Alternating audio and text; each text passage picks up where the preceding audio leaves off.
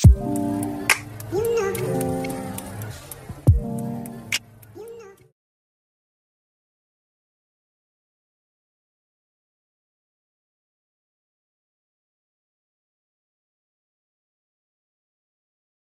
days si Kiyo nilagnat kasi kala ko nung una is nagingipin lang siya. Then, ito na pala yun. November 20, 2023, ito yung first day na nakita ko yung blister ni Kiyo. Ayan, ang dami dito sa may bandang tuhod niya. So, naisip ko agad na nahawa siya kay Kate, syempre, kasi nga magkasama naman sila dito sa iisang bahay. Kahit magkaiwalay sila, pero possible nga na mahawa pa rin siya. Tapos sigurado talaga ako na HFM dito kasi nga kabisado ko na rin kung saan banda nakikita yung mga blister, kung saan siya unang mga lumalabas. Like dito sa paa, meron siya dito.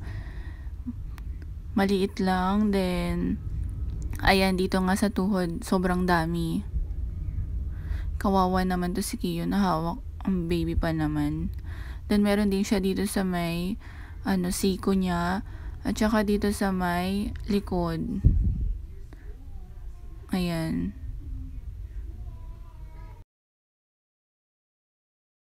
Then meron din siya dito sa may likod ng legs niya. Kasi ito talagang part na to, kadalasan lumalabas din talaga yung blisters. Kaya pala nilagnat din si Kiyo kasi nga ayun nga lalabas na rin pala yung blisters niya. Kasi nga 'di ba, sabi ko nga sa inyo mga moms, 2 to 3 days lalagnatin. Tapos after nun lalabas na yung blisters. Ayun yung sakit na HFMD, ganun yung sintomas niya. Kaya kayo mga moms, check nyo maigi yung mga anak nyo kung biglang nilagnat. Tapos yun nga after 3 days, makikita nyo na may pula-pula. Pa-check up nyo agad. Ganyan lang si Kiyo. Nandito lang siya sa kwarto, tapos si Kate noon nasa sala lang. Ayun, pero nahawa pa rin siya. Pero syempre kasi 'di ba isa lang yung ginagalawan nga namin ng mga nag-aalaga sa kanya. Kaya yun, possible na sa hangin at saka sa gamit, pwede pa rin mapasa yung virus. Ayan, meron din siya dito sa mukha. Tapos meron din siya dito sa may kamay. Tapos nagpa-check up agad kami kay Doc. Then niresetahan niya si Kiyo ng Allerkid. So ito papainom kay Kiyo 0.5 ml 2 times a day. Sabi ni Doc, ipainom ko daw to sa kanya hanggat meron siyang rashes. Ito yung nireseta sa kanya ni Doc kasi syempre hindi naman sa kanya pwede yung nireseta kay Kate dahil baby pa si Kiyo. Kaya ito muna yung binigay sa kanya. Then after ilang days, tumalab naman yung Allerkid sa kanya kasi nawala yung mga pula-pula eh. Ayan o. Nawala yung sa may mga binti na marami. Pero may mga naiwan pa rin, pero paisa-isa na lang. Kiyo! Hi, Kiyo! Kiyo! Kiyo! Oh? Huwag yan. Hi, Kiyo! Oop! Oop! Nataligo yan. Dada Goku. Iya, Dada Goku. Dada Goku. Dada Goku. Dada Goku. Dada Goku. Dada Goku. Dada Goku.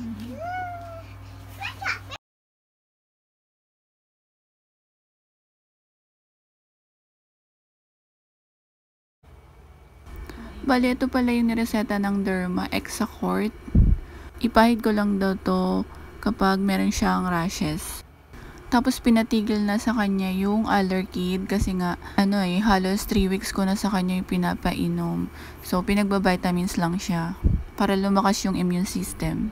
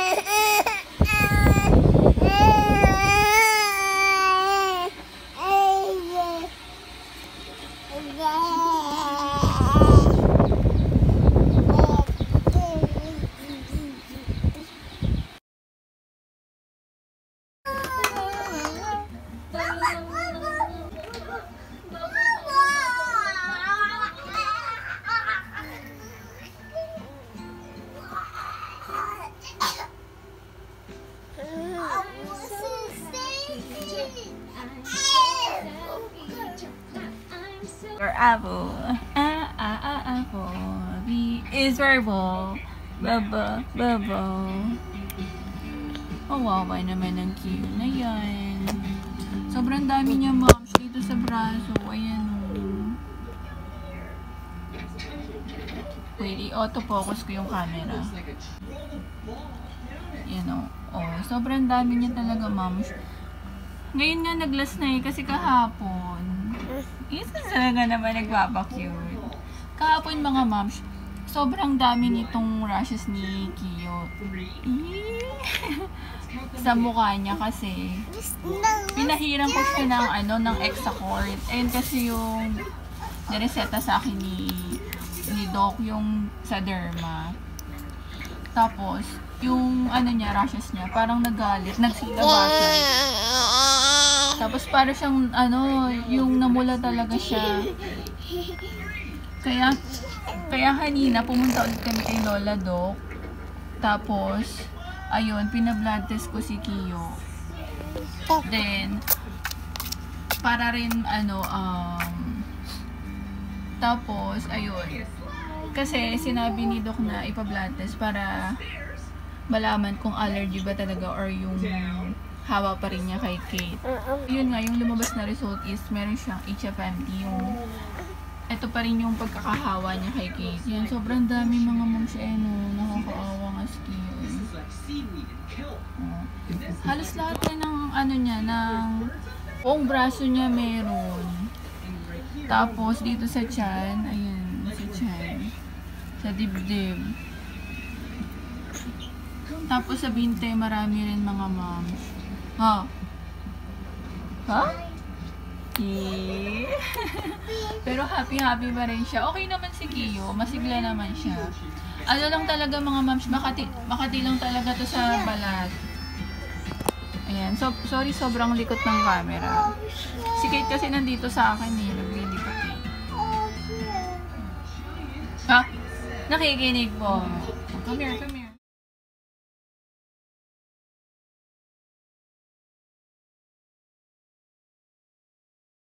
Kiyo. Ginagano niya yung bibig niya eh. Kiyo. Ginagawa niya, Kiyo.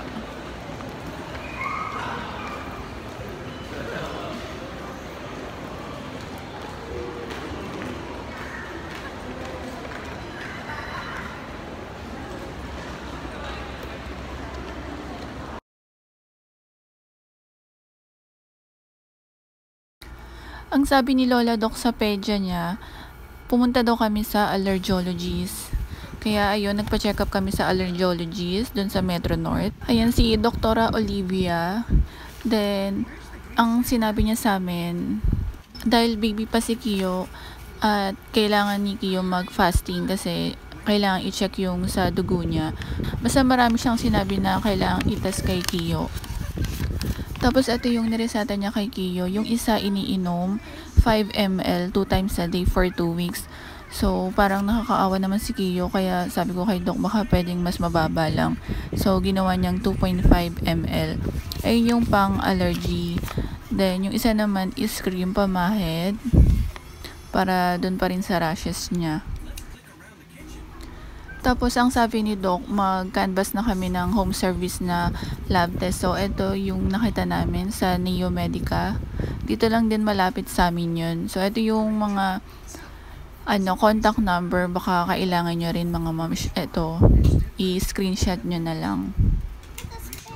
Syempre, para kasi sa mga katulad ni Kiyo na baby pa, yung fasting, kasi syempre, di ba mahalaga yun dahil hindi pwedeng magugutom sila, kaya itatapat namin dun sa tulog niya sa gabi. Kaya ayun, kailangan talaga na home service. Then ito yung binigay dun sa Neo Medica na computation kung magkano yung gagastusin dun sa lab. Ito yung may service fee sila na 1K. Then ito yung mga CBC, ayan, nakalagay na dyan yung price list. So nagpa-schedule na kami bukas agad para makita namin agad yung result. Yung fasting pala ni Kiyo is 9 PM hanggang 6 a.m. So 6 a.m. nandito na yung medtech. Buti nga sakto yung schedule ni Kiyo kasi ganun talaga yung padede ko sa kanya araw-araw.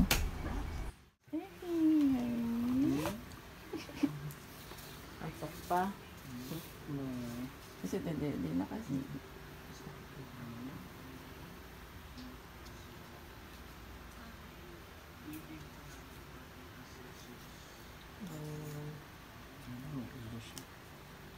Doon din pala yung kinukuhanan. Opo. Pag may ano kasi siya nga eh. May blood cream pag CBC dito pwede. Yun nga Diyan pala yung inaano. Naku, ano, dikit pa naman. Sige po, hanapin ko pa po.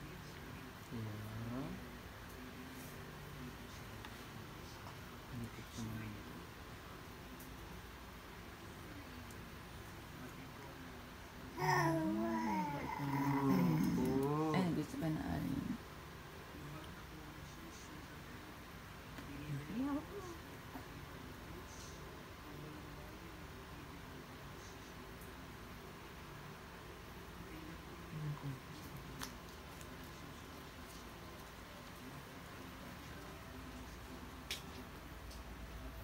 Hindi na si ate ha. Ayan, ang ganda. Ito yung mato eh. Ba't gano'n? Wala daw.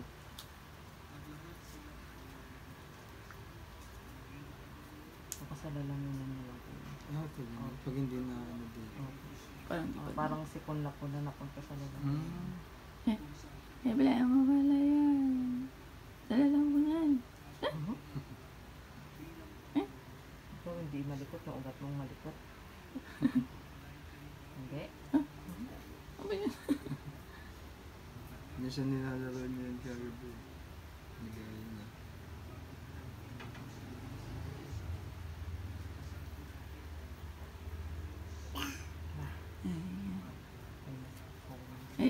Ano ganyan? Ulo.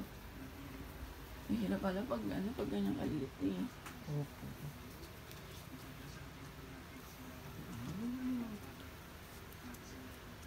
Dede pala.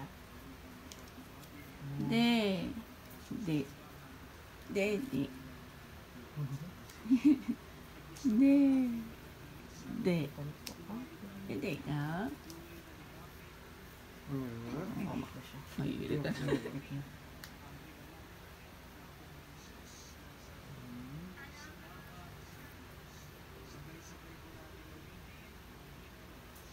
Minsan na yun.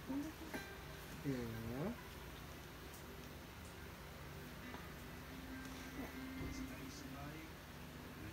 Hirap lang talaga sa hanap.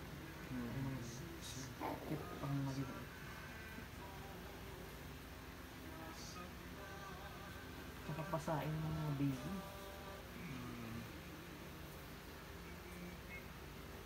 Hindi pala sila pag sa daliri. Pag CBC lang po.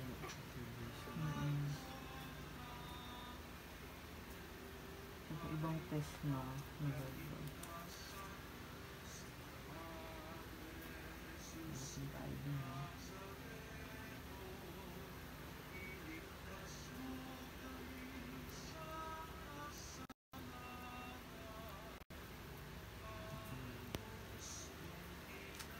Pwede na kayo maupuan. Ito po yung mga ano, pina-check mo kay doktor. Pabalik-balik kasi.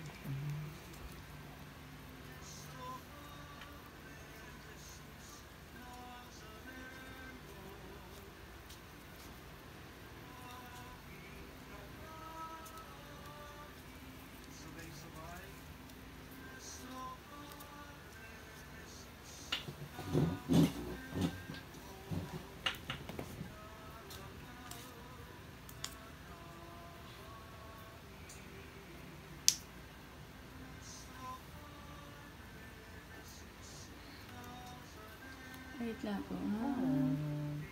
Close open nga tayo. Close open. Kasi marunong pa eh. May bit. Ayun. Nangyuso ka na. Nakaman, delikot lalo. Hawakan mo na lang siya mamaya naman. Ulan mo lang po.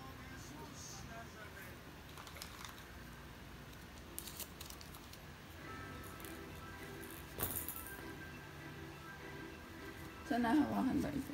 Dito na. Okay. Patuyuin ko na alcohol.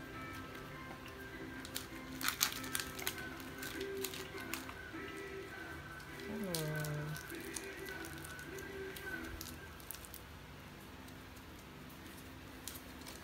Alam mo yata ako. Okay. Takot ba siya pa nagbabaksin ko? Ay, hindi niya pa alam. Iiyak lang. Hindi mo pala kasi sinabi, baby, yung ano. Okay lang po. Nagaan naman po talaga kami ng baby. Ay, yung syringe mo nadala, malaki ba yun? May needle. Malaki po yung syringe, maliit po yung needle. Pang baby. Yoyo. Ito na, ito na. Malapit na, malapit na. Magmanhid lang yung braso mo, hindi mo masyado maramdaman.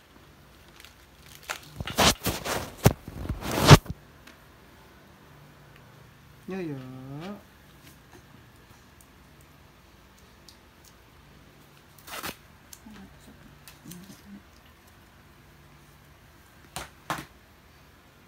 Antok ka. Aga mo pala magising, no? Gising na. Baby, eh. Tawag ako lang. Ito. Opo. Ito na, ito na. Ah, ganyan? Yan, ganyan na. Yan. Ito na, ito na. Ayun, naiinip na. Tagal ni ate. Ito na. Parang mabuti naman. Ito na. Ganun, yoyo. Kausapin mo, kausapin. Yoyo. Agi, yoyo. Helicopter. Helicopter. Helicopter.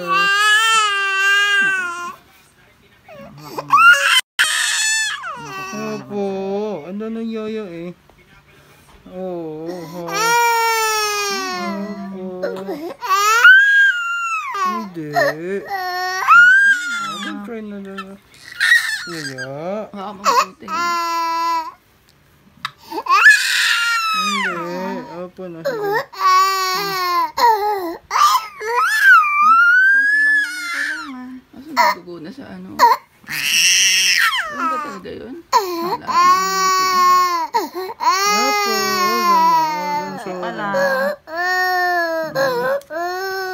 Sorry, baby. Meron naman ako nakuha ng pero pang CBC pa lang. Isa. Diyan ka nakukuha ba? Okay na yun? Dagdagan ko lang po. Saan? Saan ka nakukuha? Ayan ko lang po. Hello, baby.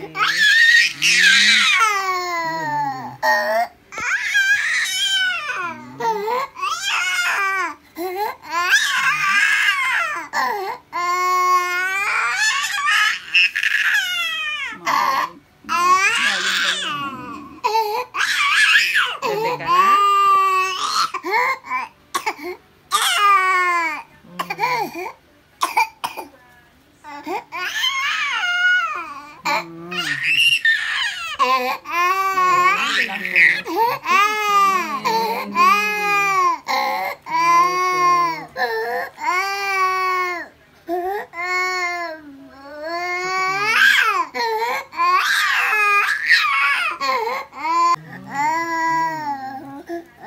Pakita pala ako. Ang kanyang details.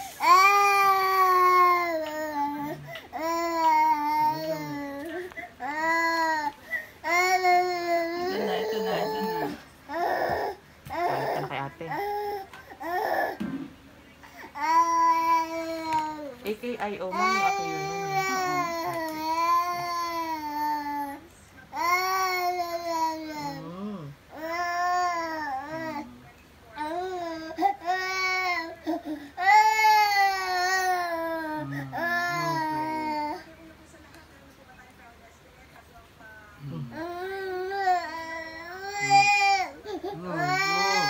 Ang sumbong na. Hindi, hindi. Opo.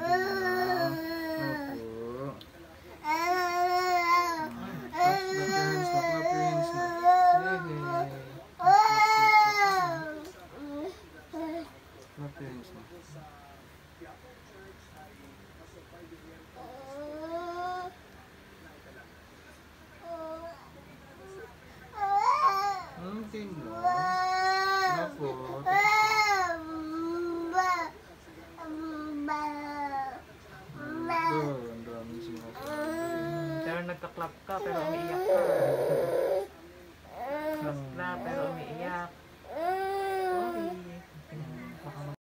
After 2 days, chinek ko na yung email ko. Then, sinend na nila yung result ng lab test ni Kiyo. Ayan. And download ko na lang sa PC para mapiprint ko siya. Tapos, bibigay ko na lang kay Doc yung hard copy. Pagbalik namin doon sa Metro North. Ito na pala yung na-print ko kanina na result ng lab test ni Kiyo. Bali, dadaling ko na lang to pagbalik namin dun sa Metro North. Kasi, sabi ni Doc, isabay ko na lang to dun sa pagbalik namin after ng, ng medication ni Kiyo. Medyo nagtataka lang ako kasi nauna yung mga nireseta niya kaysa dito sa lab test. Pero, okay lang naman.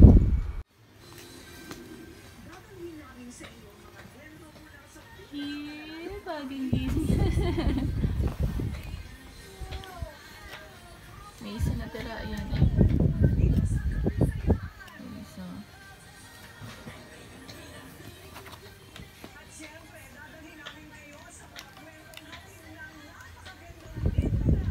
Hi, Kiyo!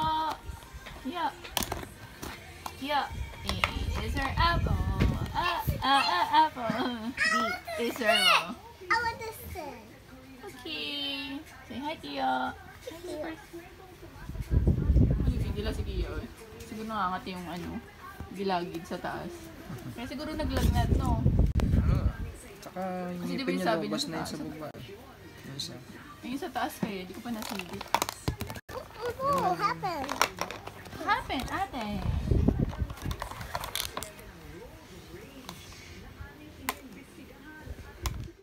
Ito pala yung cream ni Kiyo mga moms. Yung nireseta ni Doc. Atopiclair na cream. Para siyang lotion. I-a-apply mo sa balat. Pag nakakita daw ako ng rashes, kunyari isa or dalawa, may lumabas. Tapos i-apply ko daw agad yun. Tapos itong cream na to is medyo pricey siya mga moms. 642 ata yun. Ayun. Pero pwede rin naman niya tumagamit sa mga susunod. Pang daw talaga, pang rashes tsaka allergy. Pero yun nga, medyo yung brand kasi. Bali, na-apply ko to kay Kiyo 2 times a day. Sa umaga tsaka sa gabi. Pero sabi niya, pag may nakita nga daw ako na rashes, lagyan ko daw agad. Ayun. Tapos, ito naman yung iniinom ni Kiyo mga moms. Cyrus na antihistamine. Pang allergy to, pang rashes.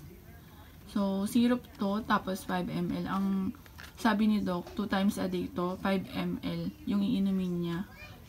5 ml sa morning, 5 ml sa evening. So, ang dami nun, di ba? Pero, sabi ni Doc, pwede naman daw namin kalahatiin. So, kahit 2.5 lang daw, pwede naman. Kasi nga, di ba, ang taas ng niya sa allergy. Kaya, siguro tinaasan ni Doc. Kasi yung before na nireseta naman ni Lola Doc, yung Allerkid, lang yun eh, 0.5 lang yun eh. Pero hanggat may rashes si Kiyo nun, papainom ko. Pero ito talaga, for 2 weeks papainom ko to. Itong Cyrus na to. Tapos 2.5 ml. Ang dami rin eh. Parang rin ipainom. Kasi nga sobrang dami. Pero, ayun nga, kailangan para gumaling si Kiyo. Bali, nga to eh. Late ko to napainom kay Kiyo kasi nga, inantay ko muna yung result ng lab test. Pero no choice. Sabi ko kay Han, kailangan naman kailangan namin tubilin kasi nga, syempre pag bumalik kami dun kay Doc, sasabihin na paano mawawala yung rashes hindi pala namin pinainom to. Syempre, paano namin makikita yung result, di ba? Kung effective nga to sa kanya. Kasi nga, di ba sa Allerkid, parang hindi sa kanya umepekto. Kaya nagpalit ng brand. So, ayun, maganda din talaga na susundin mo talaga yung advice ng doktor kung sigurado kang magpapa-check up ka. Kasi magiging useless talaga yung mga check up kung hindi mo naman susundin yung mga reseta. So, hanggang dito na lang muna mga mams kasi babalik pa kami sa Metro North para sa follow-up check-up ni Kiyo dahil ayun nga, babasahin yung result ng lab test niya.